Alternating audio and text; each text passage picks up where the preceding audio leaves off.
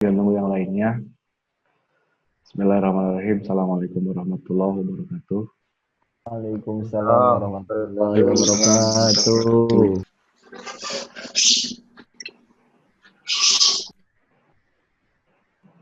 Nah, kita lanjutkan materi sebelumnya ya. Kemarin kita berbicara tentang struktur dasar pemrograman ya. Mungkin dari teman-teman sudah banyak yang mahir ya, banyak yang jago juga kalau saya lihat dari tugas-tugas yang dikerjakan ya. Dan mungkin untuk hari ini kita coba untuk mengulas tentang percabangan ya, yang mana di materi kedua atau ketiga itu kan kita sudah berbicara tentang percabangan ya. Baru kalau yang materi kedua ketiga kan masih dalam tahap teori. Nah, bagaimana sekarang kita mengimplementasikannya ke dalam bahasa pemrograman ya, seperti mata kuliah kita kan algoritma dan bahasa pemrograman seperti itu ya. Nah, lanjutkan ya. Nah, di materi yang pertama ini di bab atau di chapter percabangan ya, kita di sini ada yang mungkin belum tahu ya, atau misalkan sudah sering menggunakan, tetapi secara teori ya, mungkin teman-teman istilahnya masih ada yang susah untuk mengungkapkan ya, karena biasanya kalau misalkan programmer itu biasanya kan kalau menjalankan istilahnya kan lancar ya, jago dan sebagainya. Tetapi ada kalanya ketika disuruh untuk menjelaskan ke misalkan orang-orang yang belum mengerti tentang pemrograman atau orang-orang di luar IT, nah biasanya teman-teman dari programmer itu susah untuk mengungkapkan gitu kan ya, seperti itu. Nah, sebenarnya simpel aja kalau untuk percabangan itu ya ada ekspresi percabangan ya. Nah, ekspresi ini adalah sebuah perintah atau aksi yang dikerjakan ya menurut kondisi. Nah, jadi percabangan itu adalah aksi ya yang dikerjakan menurut kondisi, atau misalkan sebuah aksi akan dikerjakan ketika memenuhi kondisi, seperti itu kan kalau percabangan. Jadi kalau misalkan nanti teman-teman membuat sebuah program dan menggunakan percabangan, nah itu istilahnya nantinya akan ada pemilihan ya, apakah nanti program yang teman-teman tulis itu memenuhi atau tidak. Kalau memenuhi syaratnya, kalau memenuhi syarat kondisi, maka nanti aksinya akan dijalankan. Tetapi kalau misalkan tidak memenuhi syarat kondisi, ya itu maka aksinya tidak akan dijalankan atau menjalankan aksi lain. Ya, seperti itu. Nah, di sini kondisi itu adalah syarat dilakukannya aksi, sedangkan aksi dalam konteks ini adalah perintah yang berkaitan dengan suatu kondisi, seperti itu ya untuk percabangan. Jadi kata kunci dari percabangan itu ada yang namanya aksi dan ada yang namanya kondisi, seperti itu. Ya. Dan suatu aksi itu hanya bisa dikerjakan ketika kondisinya sudah terpenuhi, seperti itu ya. Itu yang dinamakan dengan percabangan. Nah, salah satu contohnya adalah di sini ada nomor 1. Jika hari ini hujan, maka saya akan membawa payung, kan ya. Nah, kondisinya kan jika hari ini hujan. Nah, maka di sini aksinya itu adalah saya akan membawa payung. Nah, jika kondisi ini tidak terpenuhi, maka ini tidak akan dijalankan ya. Nah, jika hari ini tidak hujan, ya kita nggak usah bawa payung kan, aksi ini nggak dikerjakan. Begitupun nanti di bahasa pemrograman atau implementasi pemrogramannya ya. Yang kedua, di sini ada jika nilai ujian lebih dari sama dengan 60, maka aksinya itu adalah ujiannya dinyatakan lulus. Ya. Nah, kalau misalkan nilai ujiannya misalkan nilai ujian Peri itu adalah 50. Nah, kondisinya kan di sini kalau misalkan Peri pengen lulus kan aksinya gitu kan harus lebih dari 60. Nah, kalau misalkan Peri nilainya 50, maka Peri tidak akan lulus ya. Karena kondisinya di sini kalau misalkan pengen lulus, Peri harus nilainya itu lebih dari 60 ya, lebih dari 90. Jadi kalau misalkan Peri nilainya 50 ya, masukkan ke kondisi ini, maka aksi ini tidak akan dijalankan seperti itu. Nah, ini yang ketiga ada juga contoh jika nilai ujiannya kurang dari 60, maka ujiannya dinyatakan gagal. Nah, ini juga bisa disatukan ya. bisa disatukan. Nah, nanti ada beberapa teori tentang apa namanya if, terus ada yang namanya elif, ada yang namanya if yang diperluas seperti apa dan sebagainya ya. Karena biasanya kondisi dan aksi itu tidak hanya satu kondisi dan dua kondisi saja, tapi ada yang misalkan lebih dari satu kondisi, yang ada yang 3 kondisi, ada yang 4 kondisi dan sebagainya. Itu tergantung dari apa namanya kasus yang akan kita kerjakan seperti itu ya.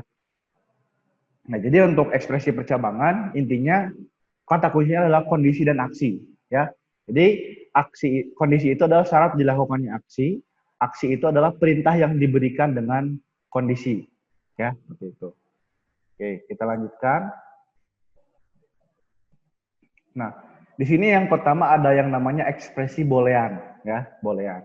Nah, kemarin kan kita ada apa namanya ada belajar juga tentang tipe data yang namanya boolean. Tipe data boolean kan cuma ada 2 ya, ada yang apa? False atau true seperti itu ya. Nah, seperti itu. Nah, suatu kondisi ya, kalau misalkan menggunakan ekspresi boolean itu, suatu kondisi bisa dinyatakan dalam suatu ekspresi boolean ya. Kalau operasi booleannya itu ada yang namanya ada 2 ya, ada operasi relasional, ada juga operasi boolean. Nah, di sini untuk dapat dievaluasi ya, kan tadi ada kondisi ya, ada kondisi, ada aksi gitu kan ya. Nah, untuk supaya si kondisi dan aksi tersebut bisa dievaluasi, maka suatu kondisi dan aksi itu harus bisa dinyatakan dalam suatu ekspresi boolean, benar atau salah. Ya, misalkan contohnya A tambah B lebih dari sama dengan 5. Ya. Nah, jika A tambah B-nya itu kita masukkan dengan apa? Dengan angka 1 kedua-duanya, berarti 1 tambah 1 lebih dari 5. Nah, maka kondisinya itu benar atau salah. Nah, jadi seperti itu ya contohnya. Nah, pernyataan tersebut bisa sebenarnya bisa dibilang salah, bisa dibilang benar. Ya, bisa false, bisa true. Ya, tergantung variabel A dan variabel B-nya kita apa namanya? Isi apa gitu ya. Jadi seperti itu. Kita coba untuk apa namanya?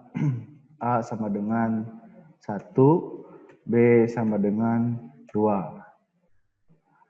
A tambah B lebih dari 5. False ya. Jadi seperti itu.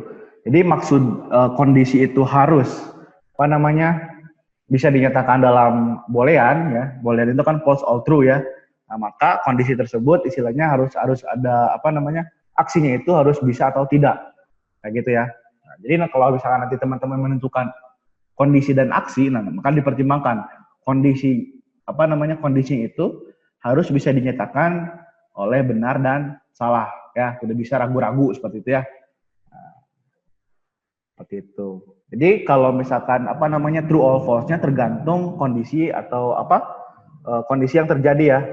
Kalau di sini kan kondisinya itu A tambah B lebih dari sama dengan 5. Nah, ini kan tergantung dari A dan B-nya diisi apa gitu kan. Kalau A-nya diisi dengan 5, B-nya diisi dengan 5, maka kan A tambah B akan sama dengan true ya.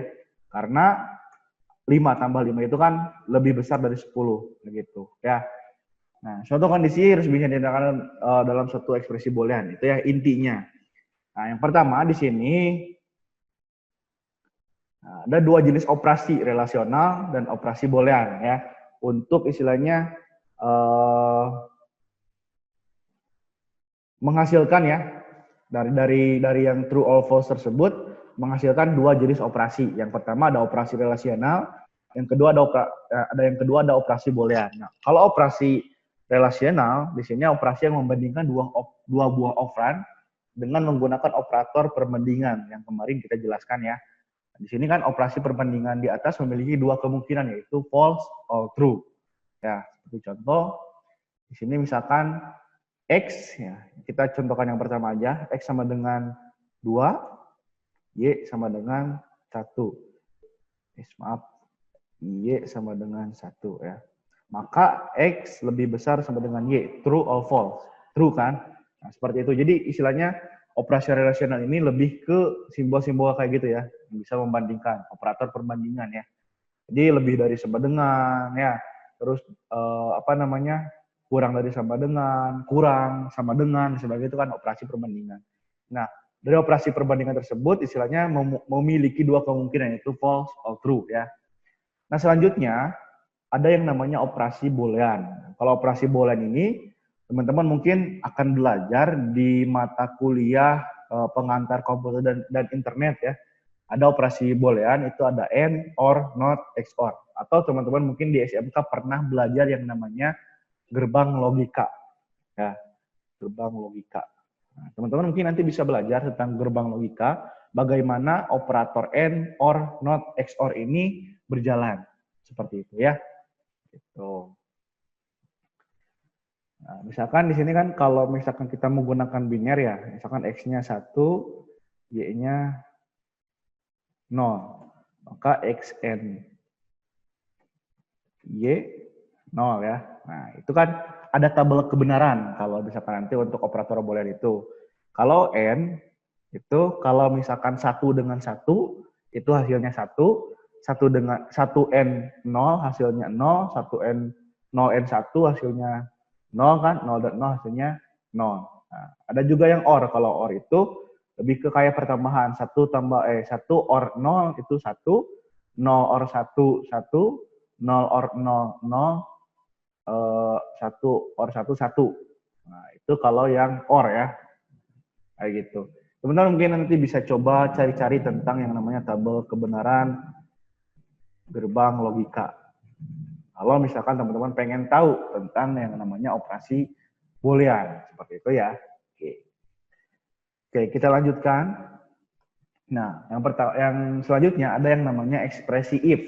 Ya, kalau barusan kita belajar tentang ekspresi percabangan tadi ya, untuk membuat kita cerah bahwa percabangan itu intinya adalah aksi dan kondisi.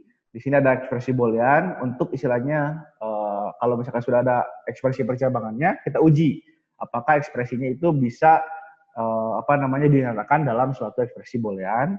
Dan yang ketiga ada ekspresi if. Nah, sekarang kita masuk langsung ke kondisinya. Nah, kalau ekspresi if ini istilahnya dalam Python bisa dinyatakan dalam variasi. Ada yang if aja, ada yang if else, ada yang if else dan case ya. Nah, sekarang kita bahas dulu tentang ekspresi yang if ya, if saja. Yang pertama yang ini ya. Nah, ini. Nah, ini ya, yang ini dulu. Kita akan coba bahas yang ini dulu ya. Nah, kita akan coba bahas yang ini dulu yang if ya. Oke. Nah, di struktur Python kalau misalkan penulisan kondisi if itu seperti ini kurang lebih ya. If kondisi titik 2 pernyataan atau aksi. Ya, mungkin yang menggunakan C kemarin kan C++ ya kalau nggak salah Debian ya. Itu mungkin beda lagi ya untuk penulisan. Tapi istilahnya untuk pembacaan kondisi dan sebagainya rata-rata sama. Tapi kalau untuk penulisan biasanya tergantung dari bahasa pemrograman masing-masing ya. Nah, ini dimisalkan di bawah seperti yang tadi ya. Jika A lebih dari sama dengan 5, nah, di sini yang kita baca aja maka kita tampilkan print A lebih besar dari 5 ya. Gitu. Ini contoh penulisannya. If A, nah I-nya itu kecil sebenarnya. If A lebih dari sama dengan 5, maka print A lebih besar dari 5. Ini kalau misalkan kita memiliki satu kondisi dan satu aksi. Ya, misalkan di sini kita coba aja langsung. Misalkan di sini kita coba kasusnya itu nilai mahasiswa ya. Nah, kita coba ketik aja sama-sama. Mungkin yang teman-teman yang sedang buka komputer bisa sambil bareng-bareng ya. Nah, sini kan nilai dengan input. Ini sengaja saya catatkan kodenya di PowerPoint supaya teman-teman nanti bisa latihan ya.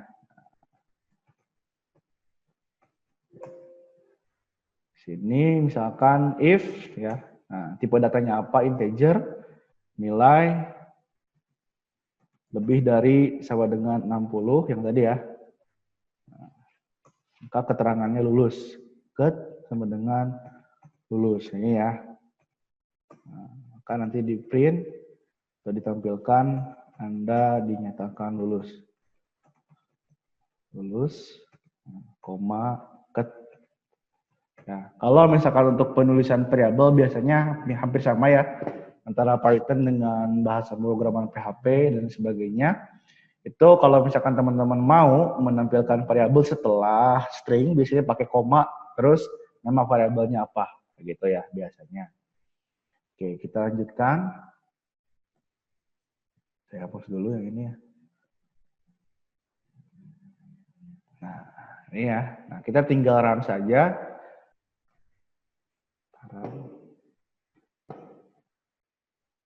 Nah, nilainya misalkan tadi 70, dinyatakan lulus ya. Itu yang if satu ekspresi.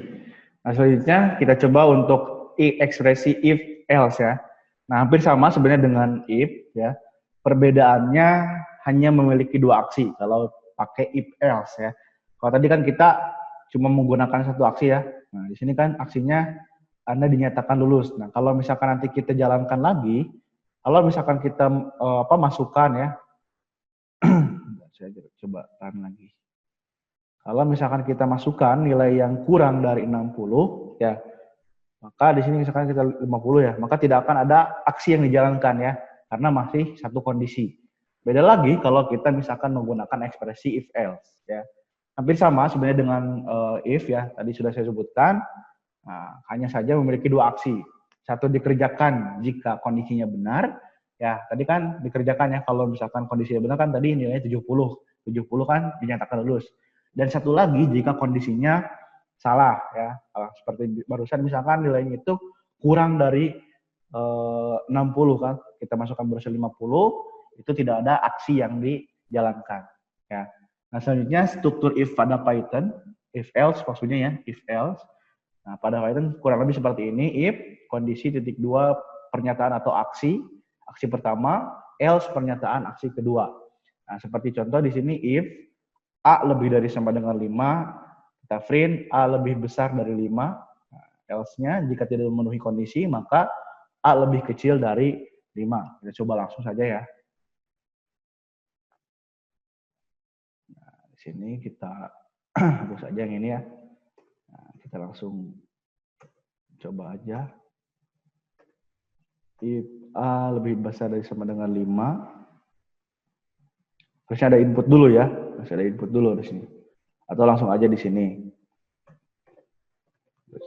Kita masukkan input dulu aja ya. Biar kebayang.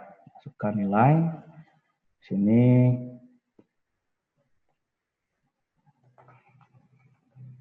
A saja. Lebih dari sama dengan 5.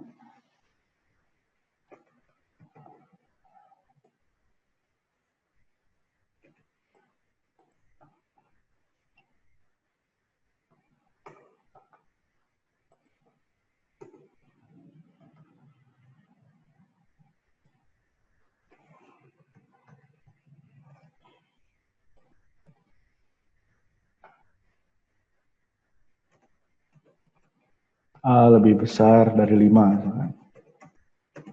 Kalau misalkan kondisinya benar ya. Kalau misalkan kondisinya salah, berarti kita tinggal tambahkan di sini kan. Nah, di sini deh, else. 2. Print. Lebih kecil. Itu ya. Coba run, jalan atau tidak. Nah, masukkan nilainya, misalkan nilainya itu adalah 1 ya. Maka A lebih besar kecil, oh ini belum dihapus ya, lebih kecil dari 5 ya, seperti itu. Coba edit dulu biar kelihatan. A lebih kecil dari 5, ini kan.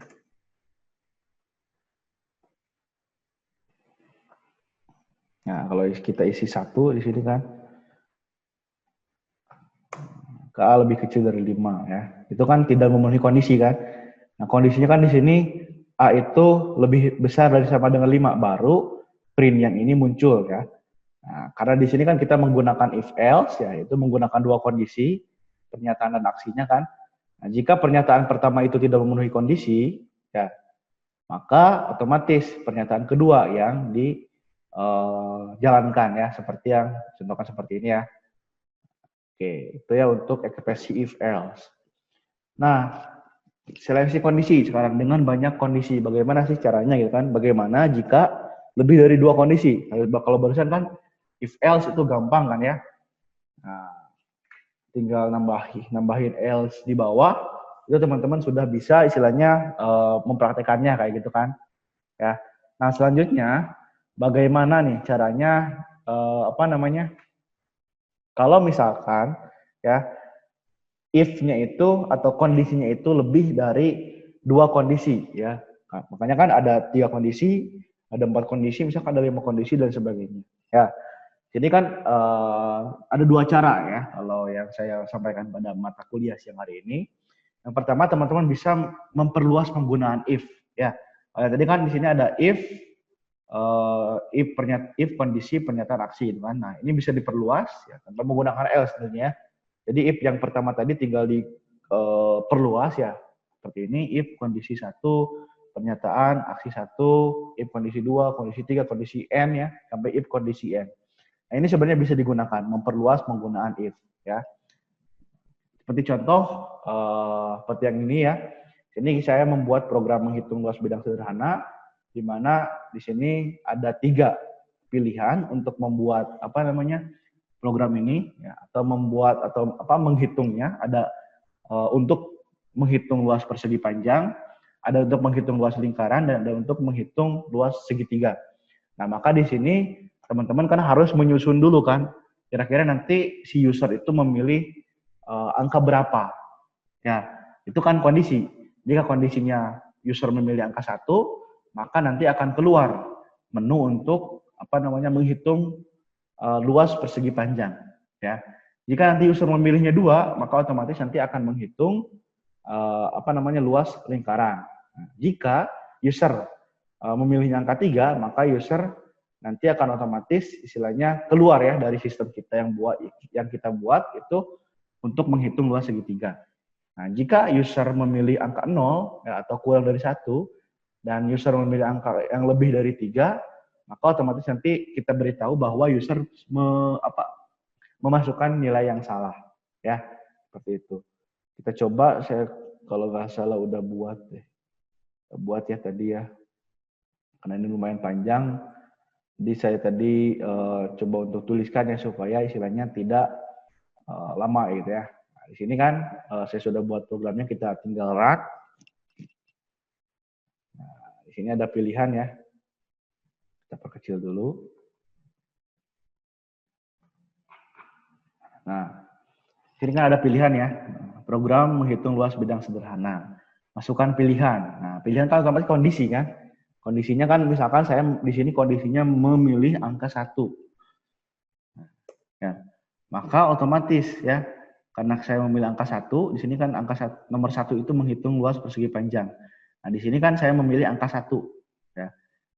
Jika pilih kan input masukan ya, masukan dari user ya.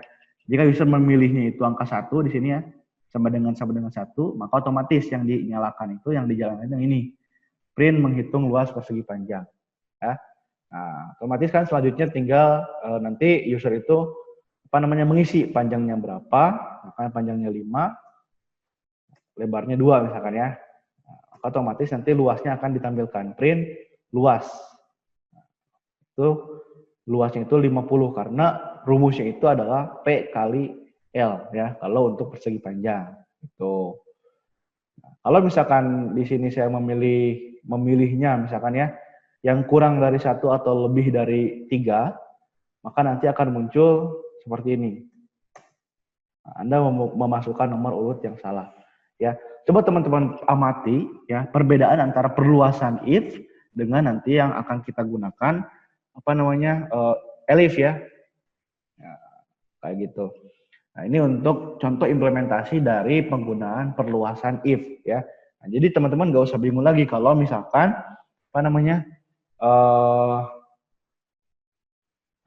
kondisinya itu lebih dari 3 ya, lebih dari 3 kondisi. Teman-teman jangan bingung lagi jadinya seperti itu ya. Jam berapa sekarang? Udah sore.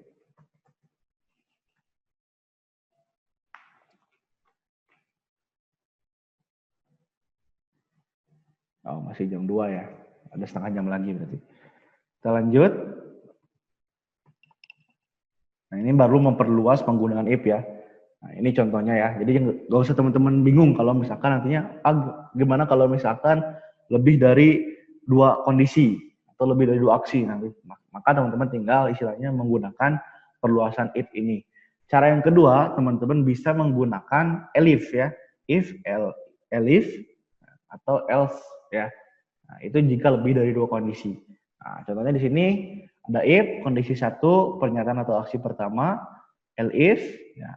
Elif itu adalah else if ya, kondisi kedua, else if kondisi ketiga, else if kondisi n, else ya, di akhir kan ada else ya.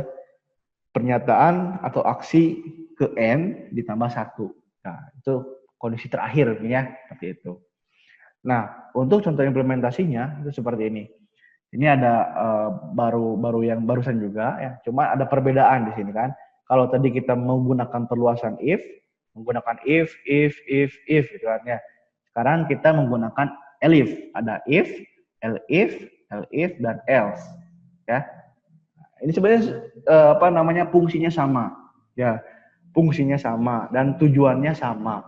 Cuman untuk penggunaan teman-teman harus bisa memperhatikan ya, tidak selamanya if yang perluasan dengan if yang menggunakan elif itu bisa hasilnya sama, tapi bisa saja berbeda kayak gitu ya.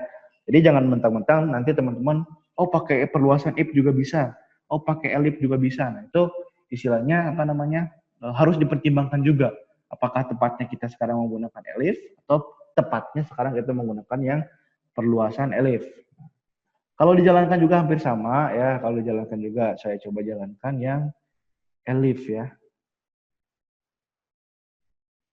Saya tadi udah nyatet juga perluasan if yang elif yang ini ya. Hampir sama juga kan perbedaannya jadi if, elif dan sebagainya ya. Nah, ketika kita run, misalkan kita memilih angka 2 di sini ya. Nah, maka tetap saja yang yang ditampilkan itu adalah yang ini ya. Karena kita memilih kondisinya yang ini gitu ya. Pilih 2 kan, angka 2 di sini kan. Nah, maka di sini teman-teman tinggal inputkan jari-jarinya berapa. Kalau lingkaran kan. Rumusnya itu kan kalau lingkaran itu kan jari-jari ya, atau luasnya itu kan kalau rumus luas lingkar itu kan 3,4 ya dikali jari-jari dikali jari-jari atau dikali jari-jari kuadrat kayak gitu kan. Maka luasnya akan 85 kalau misalkan kita masukkan jari-jarinya itu adalah 5. Nah, jika di sini sekarang kita masukkan nilai yang lebih dari 3, misalkan nilainya itu 10, maka di sini akan tampil Anda memasukkan nilai yang salah.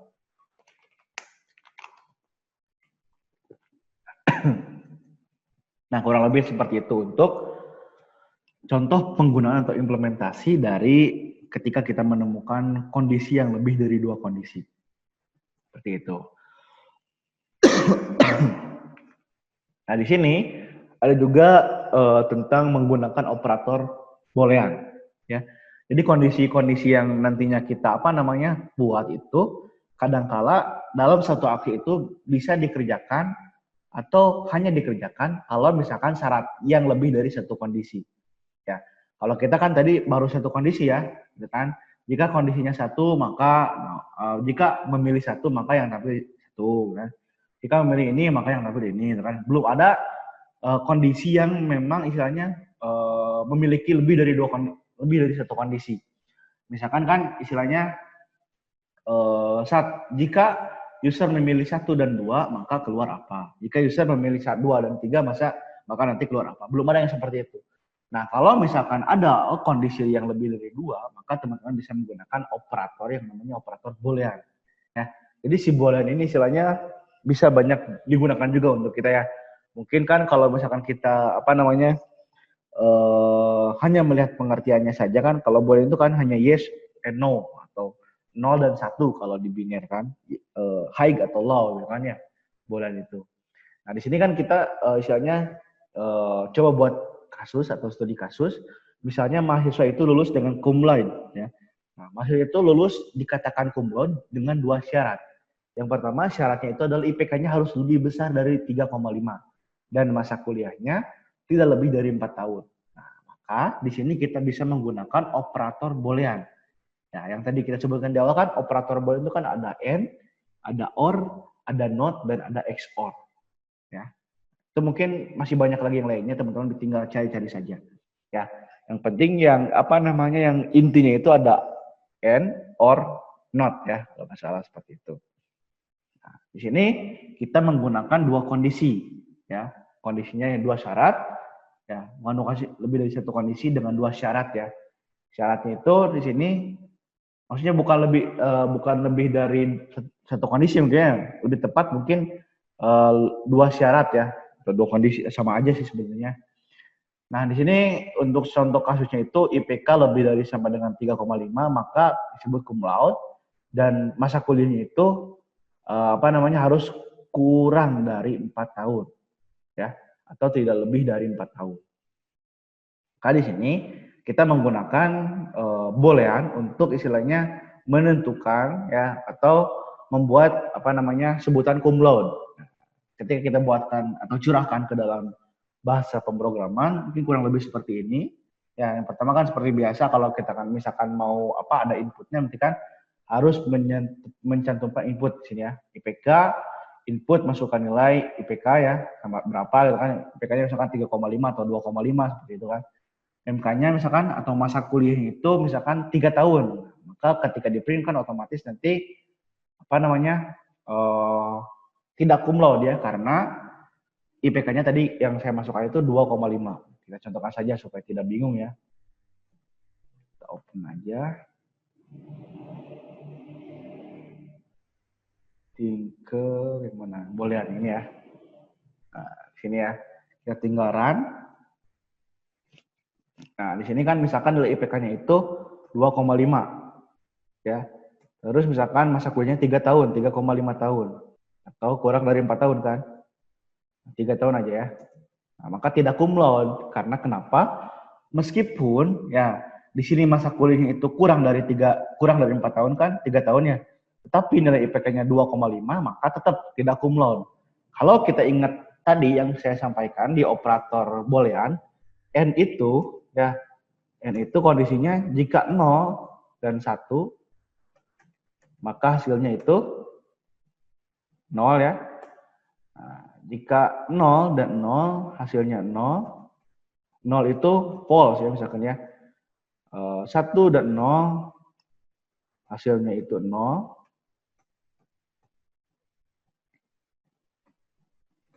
Dan yang terakhir 1 dan 1 hasilnya itu adalah 1.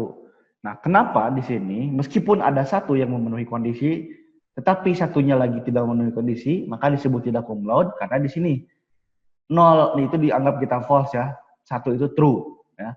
Misalkan di sini false and true, maka false. Nah, ini kan yang kita pakai di sini kan.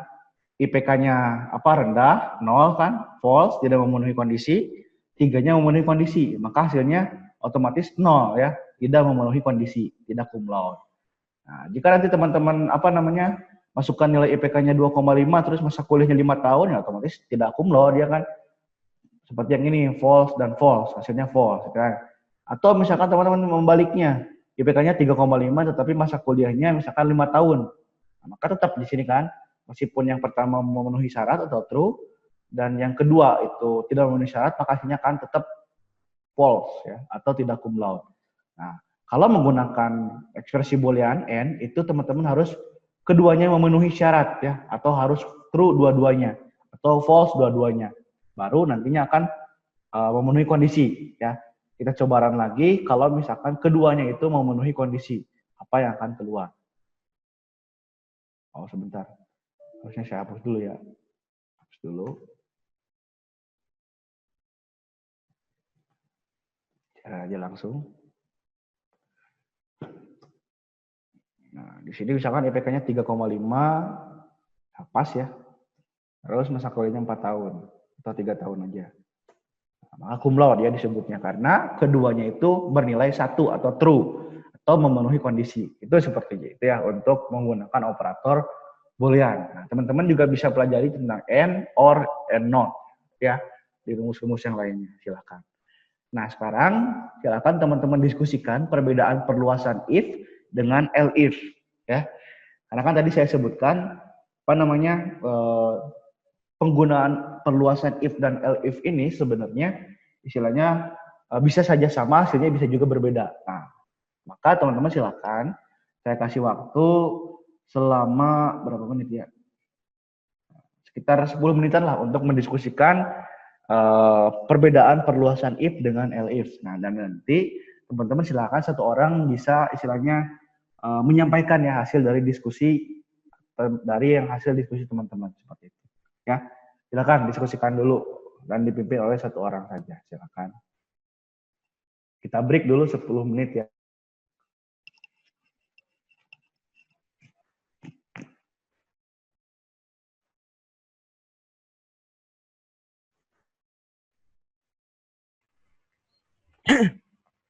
Gimana Kang Adit? Kang Depian gimana antara if dan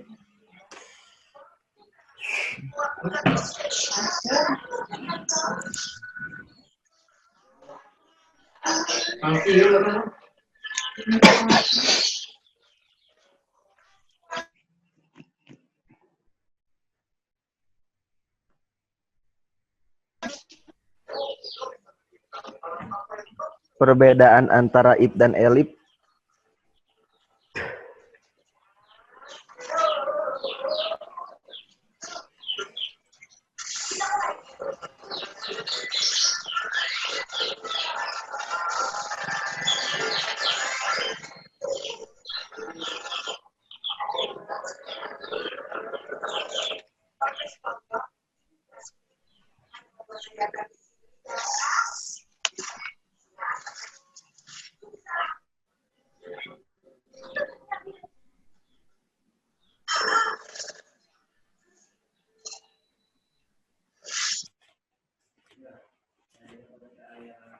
Gimana ini gimana? Cek. Ngerti tapi susah jelasinnya. Ya, susah ngejelasinnya.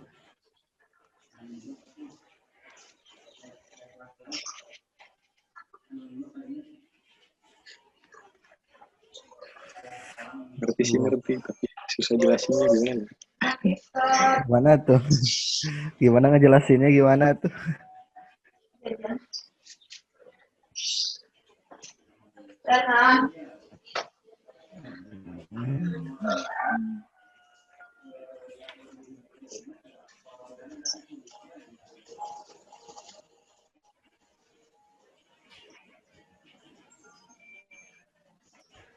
Itu kan terbagi 3 ya. Ada yang 1 kondisi, ada 2 kondisi, dan 3 kondisi atau lebih. Ya.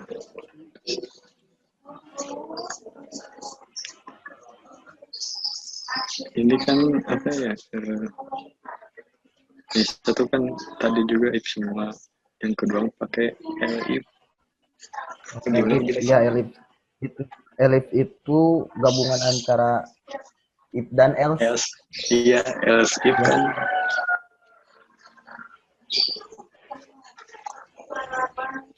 Sebenarnya sih kalau menurut saya ya sama aja sih. If kan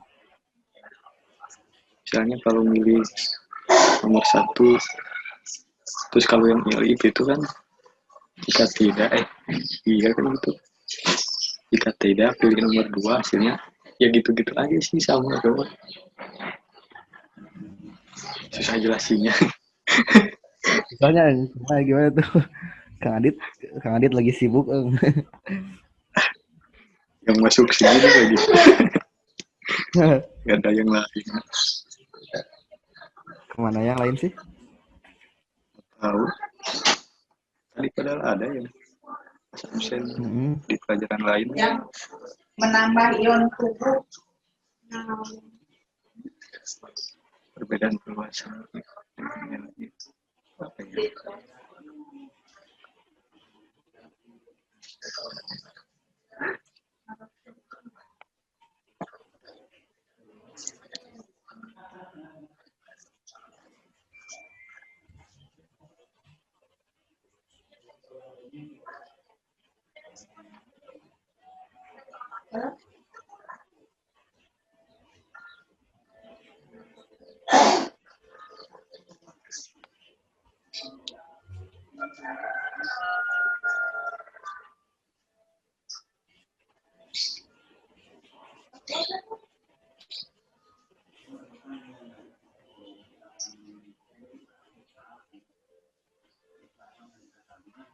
Kalau if kayaknya langsung Pak, langsung kayak tadi program yang pilihan itu.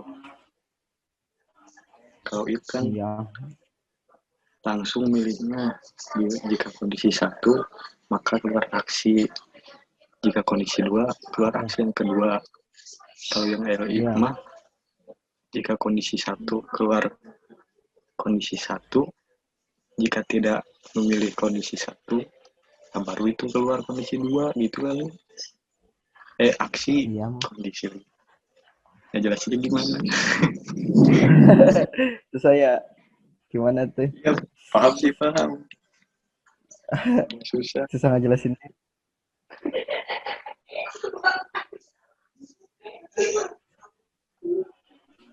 Udah. Sok siapa yang mau Susah menyampaikan? jelasinnya Pak. Susah. Gimana coba? Perbedaannya, perluasan if dengan if. Kan ini kan tadi yang kita bahas untuk lebih dari 3 kondisi kita bisa menggunakan perluasan if dengan elif ya. Jadi ada alternatif pertama menggunakan elif, menggunakan perluasan if, dan alternatif kedua menggunakan elif. Ya. Mana coba untuk perbedaannya menangkap seperti apa? Siapa yang mau menyampaikan boleh silakan. Jadi mungkin bisa jelasinnya. Saya. Jelasinnya Pak.